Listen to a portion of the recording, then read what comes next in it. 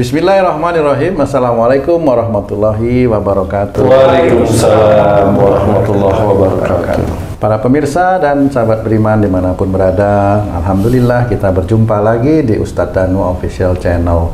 Semoga kita selalu dalam lindungan Allah Subhanahu wa Ta'ala. Amin ya Rabbal Alamin. Di video kali ini kita akan ngaji lagi bersama guru kita semua, Pak Ustadz Danu. Assalamualaikum Pak Ustadz. Waalaikumsalam warahmatullahi wabarakatuh. Amin.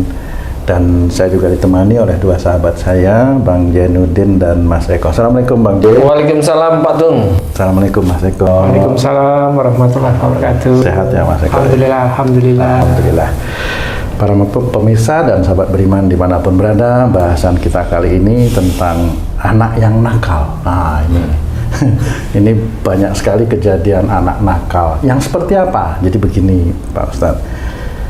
Ini ada seorang teman ya yang bercerita kepada saya, anaknya itu dari kecil rajin, disuruh orang tua kerjain, sholat rajin sholat, ngaji ya rajin. Nah, tapi nanti kalau sudah menginjak dewasa, SMA aja sudah mulai kelihatan males seperti itu Ustaz. Terus sering bolos seperti itu Ji. Itu mah persis banget tuh sama Haji. tetangga saya. Oh ada tetangga juga. Ada tetangga. Sama nggak ini anunya cerita kasusnya nih kira-kira? Malah dia ini anak yang istilahnya masyarakat tuh jadi panutan. Oh, menonjol lah. Kalau dia marahin anaknya, contoh tuh si A. Oh, seperti itu. Iya. Apa aja tuh orang contoh tuh si A. Nah, si A ini terakhir dilihat masuk penjara. Itu kenapa bisa begitu Pak Ustadz ya? Banyak sekali terjadi kasus yang seperti itu Pak Ustadz. Mohon penjelasan ini supaya kita semua bisa introspeksi diri ya. Seperti itu. Iya. Bismillahirrahmanirrahim. Assalamualaikum warahmatullahi wabarakatuh. Waalaikumsalam warahmatullahi wabarakatuh. Amin ya rabbal alamin. Alhamdulillah.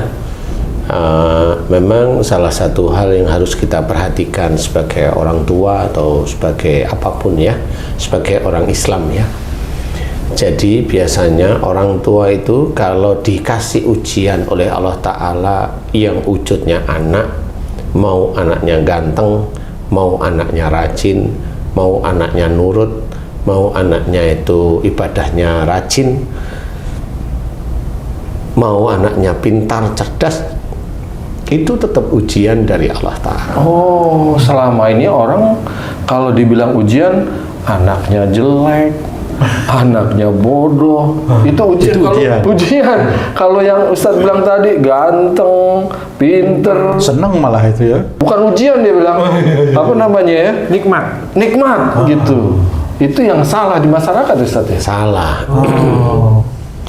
Jadi apa namanya? Yang harus diketahui itu bahwasanya ma sabaku min hasanatin faminallah wa ma sabaka min sayyiatin famin nafsik. Jadi yang harus kita ketahui bahwa apa saja kebaikan itu datangnya dari Allah. Dan apa saja musibah itu dari perbuatanmu sendiri. Nah, kalau ada anak itu pintar menurut manusia biasa, itu dari Allah. Kalau anak itu ganteng, cantik, itu dari Allah. Kalau anak itu cerdas, dari Allah. Anak itu nurut, dari Allah. Semuanya dari Allah Ta'ala. Selama ini orang melihatnya dari Allah itu sesuatu yang datang dari luar tubuhnya. Dapat harta, dapat hadiah. Kalau datang dari dirinya, kepinteran, kecantikan, itu saya. Itu saya gitu. Jadi memang kesalahan manusia atau orang itu seperti itu. Dan banyak juga saudara-saudara kita yang masih aja seperti itu. Jadi kalau anaknya itu ranking, dibangga-banggainnya seperti itu. Nah, di titik membanggakan anak, mau anak pandai, mau anak cerdas, mau anak nurut, membanggakan terus-menerus, akhirnya satu anak itu mendengar dan dia bangga. Yang kedua, orang tuanya membanggakan kepada orang lain juga sama. Akhirnya itu masuk kategori fasik. Salah satu golongan fasik ini adalah membanggakan nasab, membanggakan keluarga, membanggakan ayahnya, membanggakan kakeknya, membanggakan buyutnya, membanggakan loh ya. Sehingga menjadikan dia itu bukan sujud kepada Allah Ta'ala, tetapi dia dinilai bahwasanya kakek saya begini atau ayah saya begini, dia ingin nilai lebih di hadapan manusia. Dia menghilangkan Allah. Kemudian membanggakan anaknya, membanggakan cucunya. Cucunya bisa berhitung, wah cerita itu sudah kemana-mana aja deh. Orang nggak tanya aja diceritain. Nah, seperti itu. Nah, itu masuk ke arah fasik. Kemudian di luar membanggakan nasab apa? Membanggakan pekerjaan atau jabatan, membanggakan hartanya. Semua ini kan sebenarnya titipan dari Allah Ta'ala. Mau harta, mau jabatan kan titipan. Tapi kalau itu menjadi kebanggaan, insya Allah itu dikatakan oleh Allah Ta'ala namanya fasik. Dan fasik digolongkan oleh Allah Ta'ala termasuk golongan orang yang kafir. Nah, di titik inilah kita harus belajar.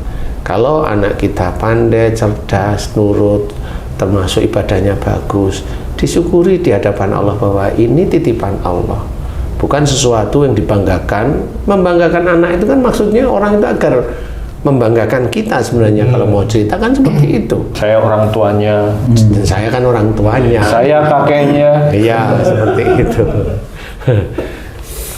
Ditilang, nggak mau ditangkap karena salah. Saya Pak D, saya itu anggota DPR.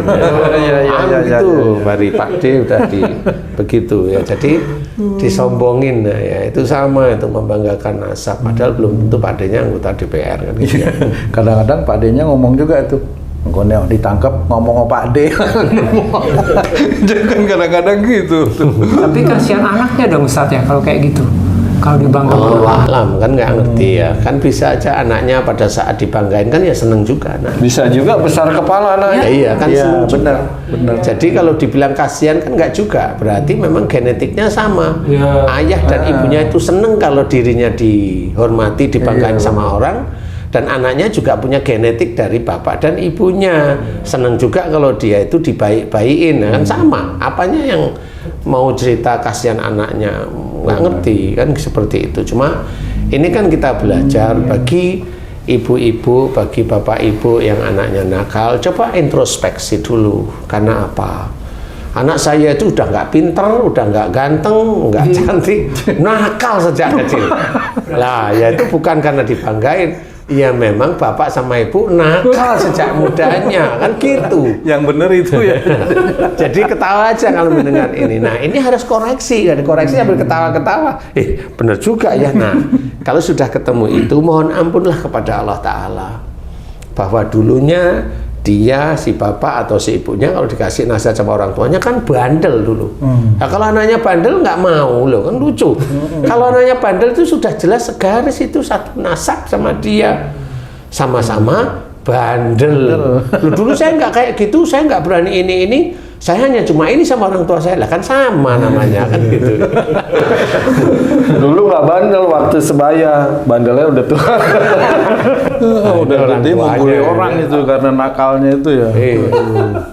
Nakalnya nggak lulus SMA, sudah punya gelar dia nakalnya. Jadi itu nggak boleh membanggakan nasab, itu tidak boleh. Jabatan tidak boleh, harta juga tidak boleh.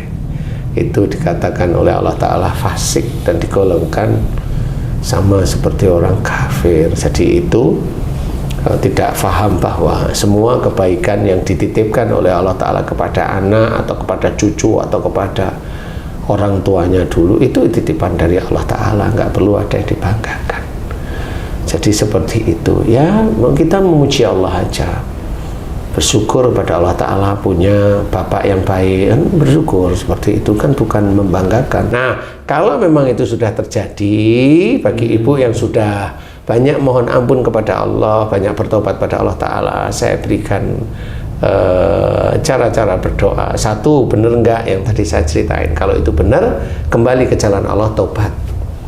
Jadi sejak kecilnya kalau anaknya pandai, anaknya ganteng, anaknya cantik, anaknya cerdas, anaknya pinter, anaknya macam-macam, jika itu dibanggakan sejak kecil nggak pernah bayar sekolah, SD, SMP, SMA, kuliah nggak pernah bayar sekolah, bukan karena nggak bisa bayar, tapi memang dapat ranking terus, akhirnya kan bisa aja nggak bayar sekolah. Itu dibanggain, diceritain di ini itu, ayolah, taubatlah kepada Allah Ta'ala di titik-titik tersebut. Mohon ampun, terus-menerus setiap saat, selesai sholat, mohon ampun. Jika anaknya salah karena dulu ibu dan bapak itu membanggakan anak-anaknya, mohon ampun, terus-menerus tobat, mohon ampun, terus-menerus lakukan setiap kali sholat. Dan nanti kalau itu diulang-ulang berkali-kali tentang jika anak saya itu beling, dablek, ini itu nggak mau kerja, yang dulunya nurut. Jika itu karena kesalahan saya dulu, saya sering membanggakan kepandaian, nurutnya, ibadahnya dan sebagainya, mohon ampun. Nanti setelah mohon ampun, cukup untuk si anak itu doakan, ya Allah jadikan anak saya anak yang soleh di hadapanmu, cukup. Atau jadikan anak saya solehah di hadapanmu, ya Allah, cukup. Amin ya rabbal alamin. Pujilah Allah terus menerus. Karena yang bisa menjadikan anak-anak kita soleh atau solehah itu hanya Allah. Kita hanya mampu berdoa, kita hanya mampu mengarahkan. Kalau memang bapak ibu mengarahkan anak malah ditendang, kan ada yang kayak gitu ya. Jangan pulang malam, malah pagi, kan bener anaknya.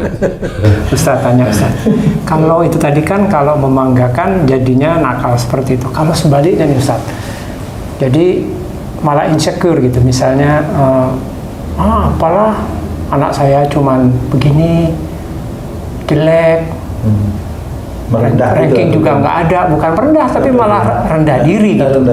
Itu jadinya nanti anaknya seperti apa Ustaz? Kan menghujat itu juga. Ya gimana sih? Lah itu kan menghujat. Lah ngapain dia cerita itu kepada orang lain? Ya coba ngapain coba? Kan nggak boleh. Sesuatu yang sudah terjadi itu kan atas izin Allah. Kenapa sesuatu yang terjadi itu harus diomongin dengan hati yang kesel kepada orang lain? Sudah nggak pinter, sudah begitulah, nakal lagi loh, jelek lagi. Kan gitu. Ya itu kan menghujat namanya. Lah ngapain ceritain kepada orang-orang? Kan lebih baik mohon kepada Allah Ta'ala. Ya, kalau memang itu anaknya, ya janganlah. Ini kan juga anak itu kan tercipta itu dari ibu dan ayahnya. Lah kalau anaknya itu ya kurang lah, seperti itulah. Ibu sama bapaknya gimana? Syukuri aja yang ada. Maksud saya itu, lah kan anak seperti itu ya dari bapak sama emaknya. Anak itu terjadi dari la haula wala quwata illa billah ya. Sebenarnya tidak ada daya dan kekuatan apapun terjadi kecuali atas izin Allah. Semuanya itu atas izin Allah. Kalau anak kita pandai, cantik, ganteng, terus dipuji oleh orang banyak, apa yang harus dilakukan orang tuanya Ustaz? Dia bilang aja walillah ilham. Yang patut dipuji dan diagungkan hanya Allah. Jadi kita nggak perlu, kan biasanya kalau anakmu cantik, aku ibunya kan gitu. Wah ini aja saya itu tiap bulan aja keluar uang 60 juta tiap kali rawatan kan gitu. Cerita ngalor ngidul kan nggak ada Allahnya sama sekali. Nah itulah salah satunya dikatakan fasik seperti itu. Belajar ngaji sama guru-guru ngaji yang baik seperti itu. Nanti ngerti kok, diarahkan ke hal-hal yang baik. Insya Allah akan paham. Yang sulit membanggakan ilmu Ustaz.